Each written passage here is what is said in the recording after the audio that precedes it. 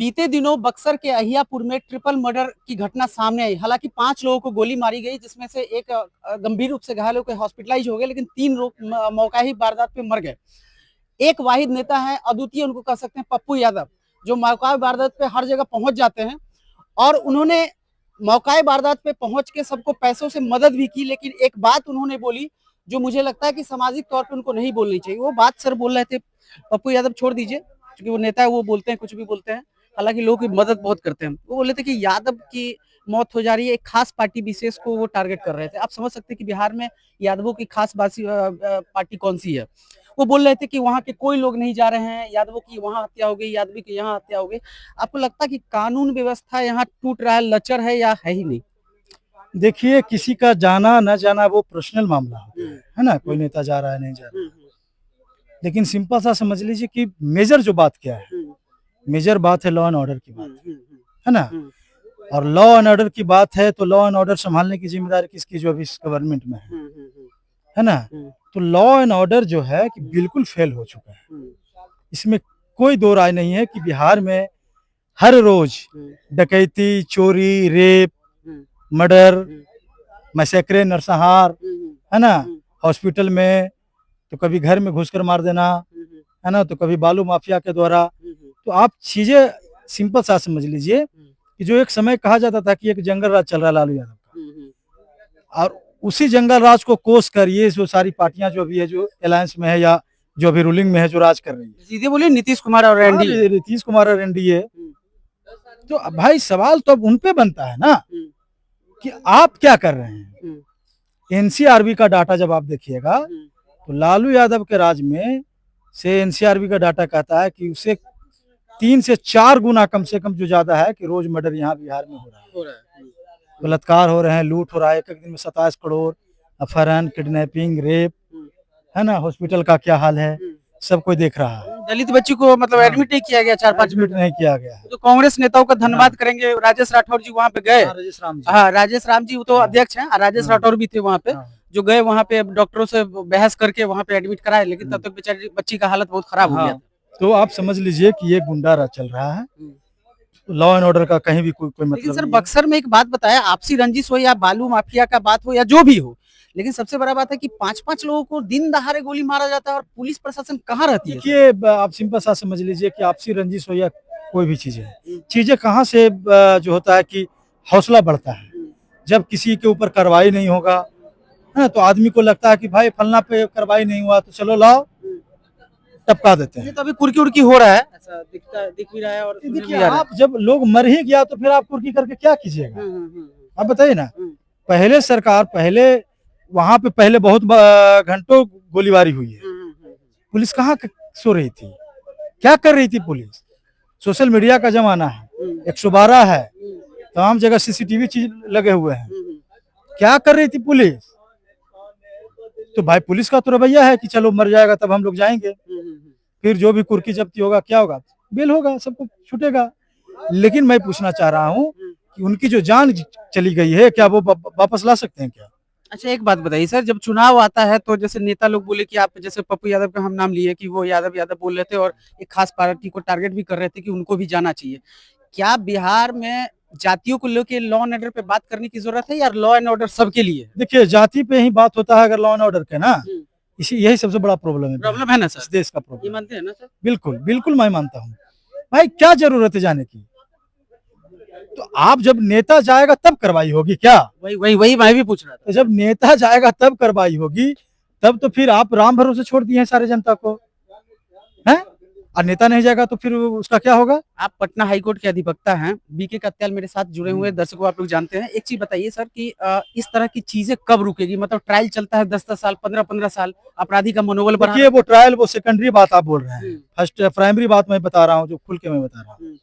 ये तब रुकेगी जब भी कोई जो नेता है, जो भी पॉलिटिकल जो पार्टी है, या जो गवर्नमेंट में हो या चाहे विपक्ष में हो, ये जो है ना कि निष्पक्ष रूप से अपना काम करना स्टार्ट कर देंगे तब ये रुकेगी।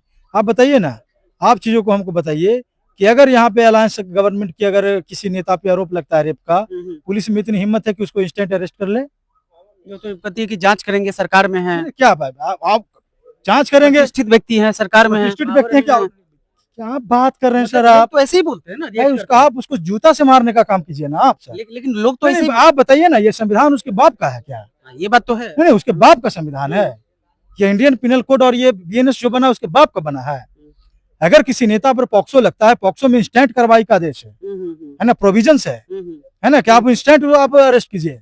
लेकिन आप समझिए कि ब्रजभूषण जो शरण सिंह जो नेता है, उस पर पॉक्सो लगा, पुलिस भारत सरकार को बचाने के लिए क्या नहीं कर दी, लास्ट में इतना इफोर्ट लगाया गया कि पॉक्सो में उसका केस क्लोज कर दिया गया। अगर वही आप समझ लीजिए, अगर वही किसी कॉमन व्यक्ति पे लगता तो क्या होता, कॉमन व्यक्ति भी जेल में सड़ रहा होता। और मैं आपको बता दूं, जैसे रोशन रोहित सड़ रहा है। एक बात बताइए सर, तो पीएमसीएच में जिस तरीके से मनीष कश्यप को ट्रोल किया गया, ना जाने मारा गया होगा, ये मैं देखने नहीं गया हूँ, हालांकि न्यूज में ये चल रहा था। मंगल पांडे स्वास्थ्य मंत्री क्या कर रहे थे? 4 घंटा एक दलित बच्ची को रोक के रखा गया, उनको भी तो लोग को बोला गया कि वही बता रहा हूँ आपको ना सर, कि इस देश में कॉमन मैन के लिए और जो हाई फाई जो आदमी जो नेता है, पॉलिटिशियन या जो भी ब्यूरोक्रेट्स हैं, उनके लिए अलग अलग कानून है। अभी तो पावर में है, अभी तो पटना हाईकोर्ट के अधिवक्ता हैं, अभी तो कॉमन मैन नहीं है। क्या बात करते हैं सर? ये आपका बड़प्पन है ना, ये एडवोकेट कॉमन मैन नहीं है। एडवोकेट से ज्यादा कोई कॉमन मैन हो सकता है क्या? अरे एडवोकेट सर तो सबसे हायर लेवल का चीज है सर। थर्ड पिलर में आप हैं सर। देखिए हम लोग जुडिशियरी कौन पिलर में होता है सर? जैसे मीडिया फोर्थ पिलर माना जाता है। मैं तो देखिए, जुडिशरी तो सबसे फर्स्ट पिलर है ना सर? है, लेकिन आप चीजों को आप समझिए। कॉमन मैन नहीं है सर, आप लोग को उठना चाहिए सब चीज में। तो भाई हम तो देखिए कि दलित बच्ची के साथ ये मामला हुआ, हम उनके परिजन से अप्रोच करने का काम कर रहे हैं और हम उनके लिए रीट करने का काम करेंगे। इस रीट में हम पटना पीएमसी का जो भी हेल्थ यहाँ का जो डिपार्टमेंट उसको घसीटने का काम करेंगे और सरकार को भी घसीटने का काम करेंगे। बक्सर नरसंहार पे क्या कीजिएगा? उसका तो पूरा परिवार बर्बाद हो गया। तो उनका परिवार, मैं आपके चैनल के माध्यम से बोल रहा हूँ, आप बताइए ना कि मैं आपके चैनल के माध्यम से बोल रहा हूँ, मेरा नंबर आप दे दीजिए। पटना हाई कोर्ट में वो आए, अब मैं उनके लिए क्रिमिनल इन्वेस्टिगेशन के लिए, फेयर इन्वेस्टिगेशन के लिए, क्रिमिनल दायर करने के लिए मैं तैयार हूँ। मतलब बक्सर परिवार के साथ विदाउट वन पेनी लिए हुए। अब क्या मैं करूँ? रोज तो बलात्कार हो रहे हैं, रोज हत्याएं हो रही हैं, तो फ्री ऑफ कॉस्ट लड़ फ्री ऑफ कॉस्ट लड़ दूंगा सर। बक्सर बहुत सा केस हम लोग फ्री ऑफ कॉस्ट लड़े हैं और लड़ रहे हैं भी, मर्डर से लेकर रेप का बहुत सारे मामले। ऐसे अगर आप होते सर हायर अथॉरिटी में, तो ऐसे लोगों को क्या पनिशमेंट देते? हम होते तो फिर लोग कहता है उम्र क्या था, मुझे तो लगता है ऐसे लोगों को सर बीच चौराहे पे खड़े करके गोली मार देने की जरूरत। कि देखिए हम होते ना तो साल भर के अंदर में इसको जो है कि फांसी के तख्ते पर पहुंचा देते। बहुत बढ़िया सर, यही हम भी बोल रहे थे, इन लोगों को उम्र कैद नहीं देना चाहिए। दूसरी बात, जो भी बालू माफिया में जो लोग संलिप्त हैं, सब का जो संपत्ति है वो सीज कर देते हैं, कुर्क कर देना चाहिए। बिल्कुल, आप समझिए इस सरकार में है। आप खेला नहीं समझते हैं सर, आप तो पता है, आप भाई इतने बड़े क्राइम रिपोर्टर, आपको तो सब कुछ पता है। ये जो सरकार है, ये सरकार बालू माफिया और शराब माफिया के पैसे से चल रही है। आपको पता नहीं है ये नरसंहार क्यों होता है? बालू का ठेका लेने में अरबों रुपया का खेला होता है। हर साल अरबों रुपया जब लेता है तो अरबों रुपया में कितना रुपया इसको नेता के जाता है? उससे चुनाव लोग लड़ते तो नेता लोग क्यों बोलेगा? यही बात है, आप बताइए ना। तो नेता लोग तो संरक्षण, अपराधियों को कोई अगर संरक्षण दे रहा है तो वो तो लीडर लोग दे रहा है, सरकार दे रही है, और फिर आप कार्रवाई की उम्मीद करते हैं।